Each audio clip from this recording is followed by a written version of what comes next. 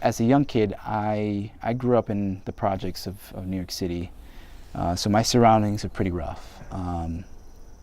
So my art, and not to say that this happens to all kids and they produce all these terrible things, but for me, my art was very dark. But even as a kid, even drawing those things that were so dark, I still thought about art being used to do something greater than what it's used for. Totally. I always thought of it not just having a purpose of beauty, but like, can this art be used for something greater than just me or just my own pleasure? Does it just end here?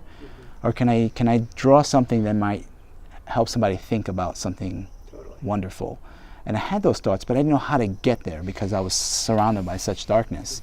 I was trying to imagine a world that was a lot different than mine, because I wanted that world. And that world had a lot of diversity, because I love diversity. I grew up in New York City.